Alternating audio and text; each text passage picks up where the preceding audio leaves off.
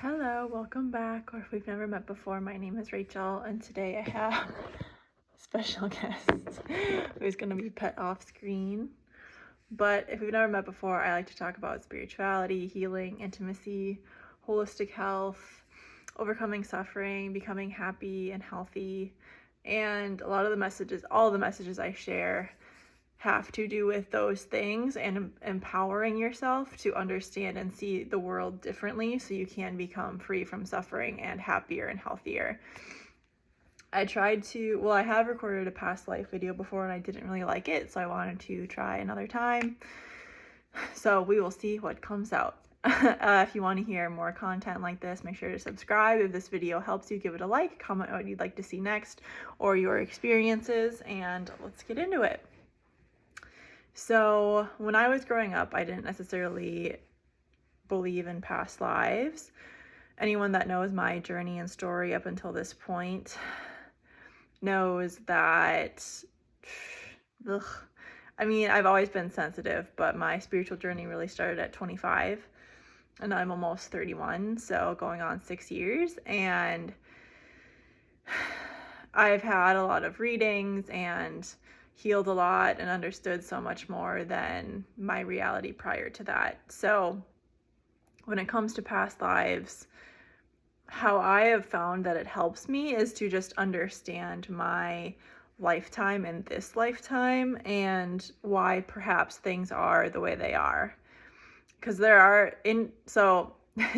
another crazy thing is that there's just so much more to our reality and existence than our brain can even comprehend at one time. So my realizations have come in a lot of layers, and it's come over a really long period of time, right? So if you got everything coming to you at one time, it would just be too much information to really process and integrate. I have not really looked into why, if it's just Catholicism or Christian people don't like past lives, or they don't believe in it, or they think it's, I don't know, devil's work or something. The Buddhist practice that I have been a part of, the Sanskrit word for karma just means action. So, like I said, in my practice, it's just understanding how your soul over time has taken action. I know for a fact that I'm a very ancient soul. There are souls that aren't. There's different soul ages, I guess. So again, just being an old soul, I have found that learning about my past lives has really helped me understand, again, experiences and understanding being here. So a couple things that, again, they're empowering for me. I can only share from my personal experience. That's something that I share often because I can't talk about anybody else's experience. I have a couple good things. So I've done a past life regression, and I set the intention for that. It's kind of like a meditation to learn about my karma with men. And I was shown maybe like 5 lives. And that was a Thursday. And then that was a Thursday. And then the next Tuesday, I literally cried all day. I cried before work. I cried at work. I cried after work. It was this huge release of emotions and energy and feelings that I was ready to process and integrate and really move forward in a powerful way. There have been lots of other layers since then, which is just crazy. But like I said, I really was intentional about, I want to learn about my karma with men. Like, why am I experiencing what I'm experiencing? So that was one. In the first life I was shown, I was a baby and I was kind of abandoned. So I felt really lonely. And then I was a little boy and I was in front of a fire, like in a village. I think looking back, or what I've heard and put together now, is that maybe that was one of my lifetimes where I became like a medicine man in that village. And then the third lifetime, I was a young woman and it was like Victorian age, and a man was trying to take advantage of me and I was really mad and I was like pushing him off of me. And then the next one, I was a female again, and I had a very like Snow White kind of living in a cottage, Prince Charming, animals, like very cute relationship. And then the lifetime before we came out of the regression or meditation, I was an old man, and I was dying, and I did not treat my wife well when I was with her. So I was like vowing to always protect her and be there for her once I was gone. So a lot of different, just again, things to reflect on. I set my intention, and not every life had like a big lesson and all that, but that was just that, time that I was ready to do that regression as well. I work with someone here locally who's been a mentor and a teacher and a guide for me, and she does a lot of past life reading. So I've asked her, or just in different readings, different things have come up. I was a person that led like slaves to freedom in one lifetime. I was a middle-aged man out in like the Northeast America in politics, and that's the lifetime that I found my voice. So I am really fascinated by like my connections with people. So I have asked her about a couple different connections in my life. I don't know if I asked her, but in another reading, I was told me and my mom, like, we have Atlantean ties. There's never been a lifetime on Earth when we haven't incarnated on Earth at the same time. So we maybe weren't always like in the same country, it could have been China and over here. But like I have a really strong bond with my mom. I had a vision, so that I never got this confirmed, but I had a vision and a realization one day that my dad was a man in power over me in a past life. Like, he was on a throne and I was like a slave girl, and that lifetime I never really escaped his, like, out from under him and that power struggle. And then in this life I really pushed back on that, and I did escape that. Right, so that's understanding the energy of relationships and connections between people. There have been a couple people in my life that I have asked her, like, hey, can you tell me about my connection with this person? And a lot of them have been siblings in past lives, and I have not heard of a lifetime where I've been the younger sibling. So far, I've always been the older sibling. I am an older sibling in this life, which tells me I've always been, like the responsible one, like just the kind of older sibling energy. She did say you've been a warrior in a past life, which I can feel that, right? Just the resilience and really driving energy that I partly have. I have like a very driven side, and I have a very nurturing and compassionate, caring side too. But that's kind of also the mix of balancing your feminine energy with your masculine energy on the inside. Medicine man and medicine woman, like a shaman of some sorts. I have asked, because I really am not into substances in this life, and I'm not interested at all. I have asked her about that, and she was like, yeah, one of those lives. I had like a party girl lifetime, like very beautiful white dress. A lady of the night. I think this was the same lifetime. And she said you dabbled and smoked substances at that time, which would kind of be the equivalent today. So I have a feeling as a soul, like, I'm really not into that anymore, because I already did that at one point. Right? Because otherwise the story in my head, or like why I don't feel like I fit in here, is like, well, everyone else, some people really like to dabble in that stuff, and it's like we get so many weird messages about like how you had to be cool and do that, and it's just can be very disempowering. So the empowering piece is understanding why you are the way you are, right? I've been a witch in a past life, and I was a good witch. I was a healer, but it didn't end well. So that was another layer of trusting men and feeling like I can be safe with them. I'll give you a couple examples. So, of specific men. When I was in high school, the very first, so not even the first day of high school, but the orientation day, one of the activities we had to do was we were in the gym, and then we were in, I don't know, like 4 to 6 lines of students, and we had to get into order of birthday without talking. So, you just had to use like numbers on your hand or whatever. And the kid, the guy, the boy I was next to, his birthday is 6 days earlier than mine, which I know a lot of people with that same birthday. But I was just like, he's super cute. He was tall, dark hair, blue eyes. I could tell that he was just like very kind and caring. And, I immediately remembered him. And then when we went throughout high school, he was really popular. I don't think he was into drugs and drinking at all. Like, that was just not him. Very athletic, very smart, but he hung out with the popular kid crowd. So I didn't really ever talk to him like one-on-one very much. However, I just remember like being very drawn to him, and like something about him really caught my eye all the time, and I wanted to get closer to him.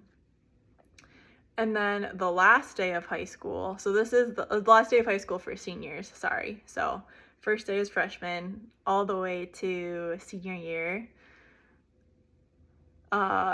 Like before the last bell rang, the seniors could leave class a little early. And then there was, if you walked into my school, like you walked in and then you could go downstairs right away if you kept going forward, or you could go up the stairs like right in the entryway. So going forward, then off to the left is where the seniors stood like at the beginning of the day before school started.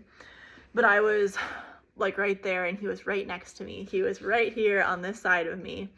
And again, it was just like, oh, like he's here. And I felt very, very comfortable with him, even though, again, we never really talked and, formed a relationship in the way that someone would think of you form a relationship, I guess.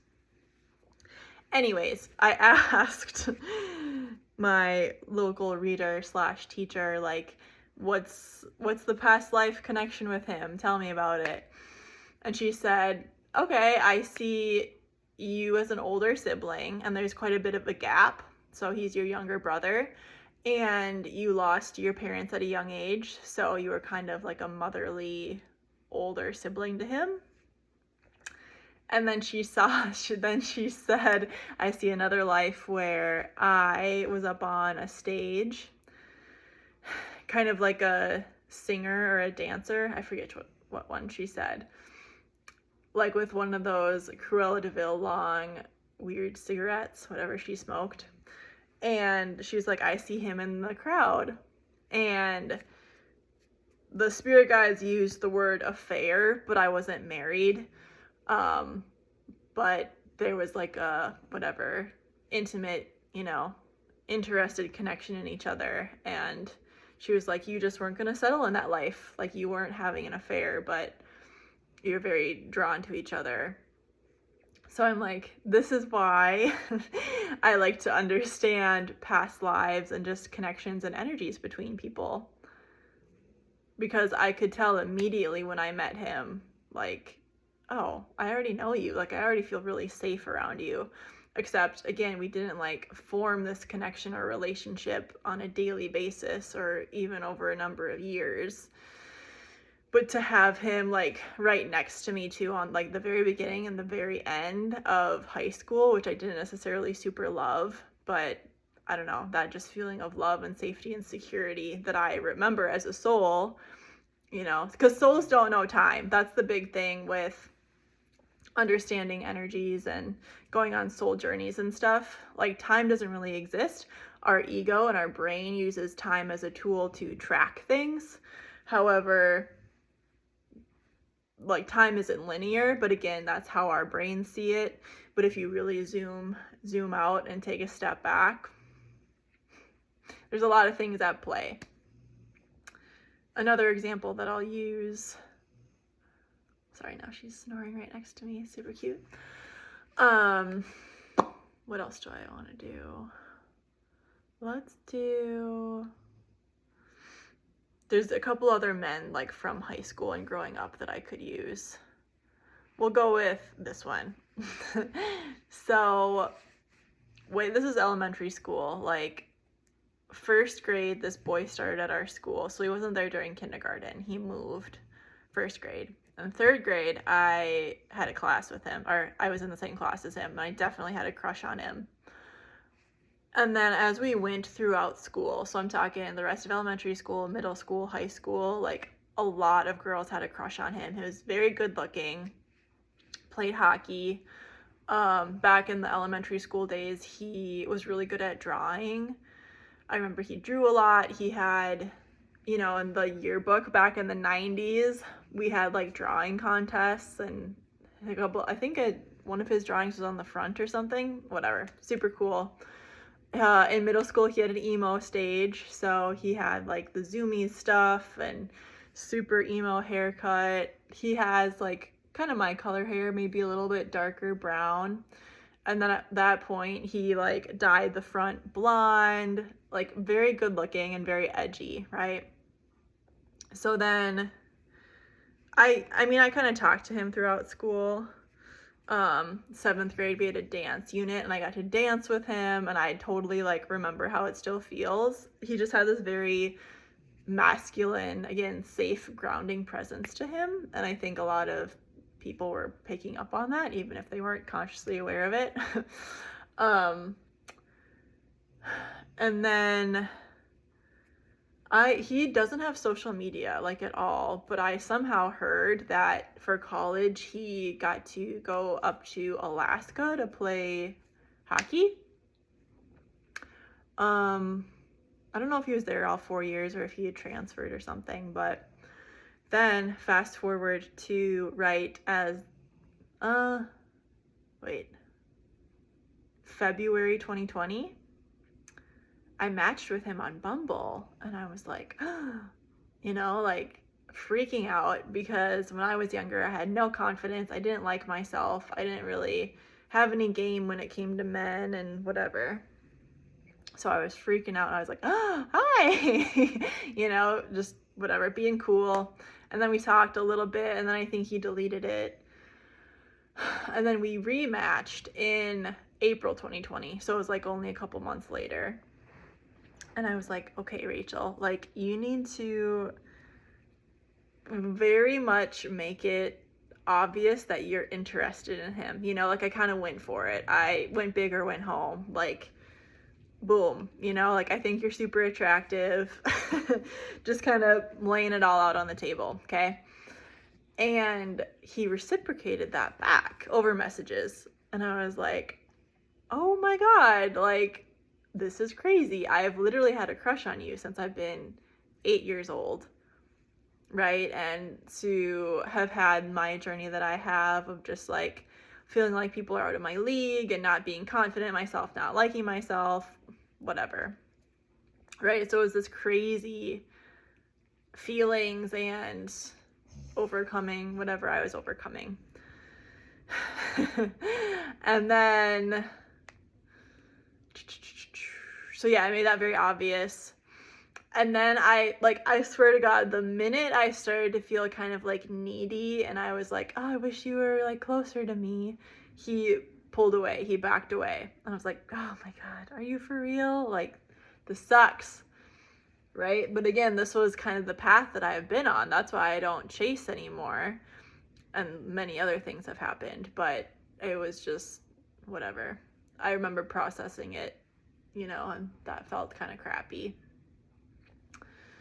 Then, fast forward, that summer I worked landscaping and gardening, and then some point in the summer I was at work and I was telling this one girl, like, oh my God, I can't stop thinking about him today. Like, he was on my mind, you know, like I would try to think about something else and then he would come back in, and just really feeling pulled, and it kept happening. Okay, so then remember, this is earlier on in my awakening, so these gifts kind of really started to open up, and this was all very new to me too. But I was like, okay, whatever, this is interesting. Anyway, I told her, and she was like, reach out to him. And I'm like, dude, he doesn't have like any social media. He's not on Facebook, he's not on Instagram, whatever. I threw a Hail Mary that night, and I went on Twitter, which I went on Twitter in college, but I kind of dropped off of it. And I went on Twitter and I was like, there he is. Like, huh. So I messaged him, and what I messaged was kind of this, what I would call a channeled message, meaning I wanted to say something to him, but instead of me overthinking it and like getting in my ego and my mind and all stuck with, I don't know what to say, just have something bigger than me say what you need to say, speak from your heart. So I said something like, hey, I couldn't stop thinking about you today. I just wanted to reach out. Thank you so much for helping me see that someone who I thought was out of my league growing up could be nice to me. Like, just something very kind and nice. And I think I said, I hope you're doing well. I would still be interested in talking to you or something. A couple days go by and I went on just to check. And then on like, I think the second day he responded and it said, hey, sorry for the delay. I don't go on here much. And I'm like, yeah, dude, me neither. I haven't been on Twitter in years, but I saw you on here. I was like, I couldn't stop thinking about you. I wanted to say something. And then he was like, that was very nice of you. Like, thank you for sharing. I appreciate you. I am like talking to a girl and I want to see where it goes. And I was like, okay, well, she's a lucky girl. But my point being that, and I'll get into the past life thing here in a second, but sometimes I've had these big draws when it came to a couple people in my life, and I just knew that I was supposed to meet them, or we learned very delicate lessons with each other. So I think fast forward a couple months, I got a short reading from a different girl that I never really had before, somewhere on Facebook, and I asked her about him, and she said something like, past life wise, you were in the same village and his family was kind of a higher class than yours, and you were in the same circle but not like super close friends. I think that's kind of all she said about the past life. But then she said, you have a cord from your heart chakra to his solar plexus, which tells me, so the heart chakra is like love and compassion, and then the solar plexus is confidence and power. So I've never, talked to him about that, but I have a hunch and a feeling that because I cared about him, or I was drawn to him and liked him in that way, that I somehow helped him on his, I don't know if I think he's already confident, but kind of confident or self-awareness journey. And what was the last thing? So then my integrating all of that was, I brought that energy of he's already above me class-wise, right? Like, he's already out of my league. Like, he's never interested in me. Like, that energy was already, that pattern was already there. And I, nearly remembered it right away, and I was still living it. And then again, to go on this path that I have now of like, well, I want to change that. I don't want to feel like I'm less than, or I can't have someone because of, whatever maybe it was that old story and pattern of, oh, well, I don't have enough money. Like, I'm not good enough because blank. It's just simply not true. So this is why understanding past lives can give you more of an empowerment view of your life, right? Because what I was doing for a long time and why I got into spirituality is because if you look at the world and take in meaning from the messages that we get from society and social media and whatever, a lot of it is disempowering. It's not really about helping people become their happiest and highest selves. It's about limiting and fear and control and power over others in manipulative ways, and like, you can win and you can't win. So again, my job is to liberate and say, well, actually, at a soul level, here's where you're at, or here's the messages and lessons that you signed up to learn and experiences that you've had that have gotten you till this point, right? So then you do take your power back into your own hands and you say, well, wait a second, I've already been a healer in a lot of different ways, right? I know that I've probably been woman more than man. So I'm pretty comfortable being that feminine energy. But I've also been a man, right? A lot of us have been both because we know how to balance and have had different experiences. So, is there anything else I want to share? Yeah, like I said, I don't know why they are feared. It's just energy is energy, it never dies. So again, if you remembered every single thing that happened to you as a soul at one point, it would just be way too overwhelming. So what I've found on my awakening or ascension is, like I said, it has come up in itty bitty layers and remembrances, or, you know, when I'm talking to someone who is on that spiritual path, also being a channeler, they share messages with me that I'm ready to hear so I can move forward in a powerful way. Tomorrow I'm going to go see my local guide here because I wanted to go a month ago, and then it was really rough, and then I got over it, and then there's just more stuff in the last couple days, and I'm like, dude, like, tell me about what's going on. Like, it's been a lot of heavy stuff, and it's not like I can't handle it, but I know that I'm just kind of ready to take in more information and integrate in that source way, you know, not tainted with people giving their advice to me, but it's like, I want to understand what's going on so I can understand and just move forward again in a powerful way. So that's what I got for right now. If you want to get a reading from me or coaching or healing, I would love to do so. You can reach out to me. I'll put my email down below. Yeah, let me know, like I said, if you have questions or comments or concerns about past lives. I understand as an old soul that has helped me move forward and integrate in a powerful way. Not every single soul is going to be ready to dive into their past life stuff. I have dove into a lot of my stuff from this life, and then I was also ready to go to that next level and layer and deeper, you know. But again, I understand not everyone's ready to do that, which is totally fine too. Sending you a lot of love and light and compassion, and I'll see you soon. Namaste.